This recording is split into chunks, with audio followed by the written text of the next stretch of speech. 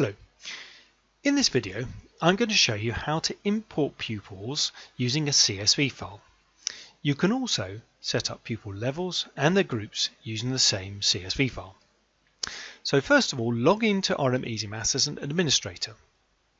And then in the top right hand corner, you'll get this school setup button. So I'm clicking that to go through to the next page. So you've got three tabs here, and the one we want first is pupil setup. So that lists the pupils that are already set up on the system. So what I'm going to do now is use this import pupil details to set up my pupils. Now before I started, I've actually prepared a CSV file. So here is my CSV file. So I've got the full name, surname, date of birth, username, password, level and group name.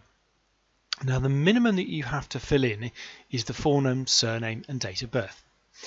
You can, as an option, choose to enter username and password. You can optionally choose their level and the group name. So for the username and password, what I've set up here may be something that the pupils are already familiar with, so they don't have to remember another set of usernames and passwords. I can even set the password to be really simple, something like red1 for younger pupils. The levels you can choose now, or you can set them up later. And the group names, that can be quite useful to do right at the beginning. So here is my CSV file. So I'm going to click Import Pupil Details, and then I'm going to browse to my file, and I'm going to choose it. Now when it's set up, notice it's got this .csv extension, so make sure that your file has the same extension. Because I had headers in my file, then I'm going to tick this to say that those are already put in. Then I'm going to click Next. What I'm going to do now is match the headings that I've got in my file to the headings that RM Easimaths wants. Because I've used the template file, these will be exactly the right ones, so they'll match off exactly. There we go, a couple more. And the level, there we go. Then I'm going to click Import. Now at this stage, if there are any problems in any of the rows, then it's going to highlight them. So here, for the pupil, I can't have numbers in the surname.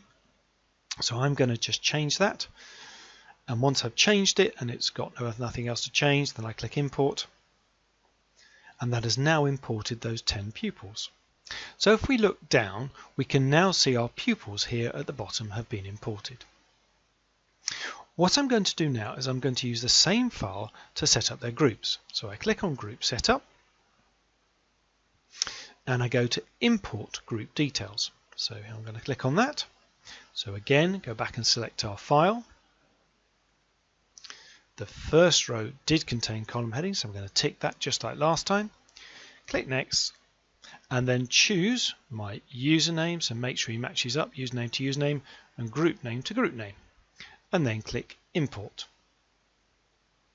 So that has now imported the two groups. Now what it's asking us now is who's actually going to own those groups. So I just use the drop down. I've got three choices here. I've got Martin Hall, John Smith and Demo Teacher. So we'll keep that one with Martin Hall, but we'll change this one to John Smith. And then click Finish. And that's now set up those two groups. So there's our summary, 10 users added and 2 new groups added.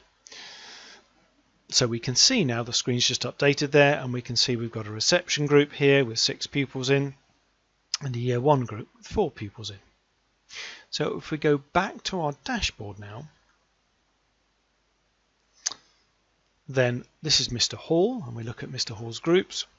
We can see that Mr. Hall has 2 groups, group 2 and the new one, reception, which we just set up. And there are our pupils. And if we change to Mr. Smith, we can see Mr. Smith has 2 groups, group 1 and the year 1 group that we set up. So that's how to set up pupils using a CSV file.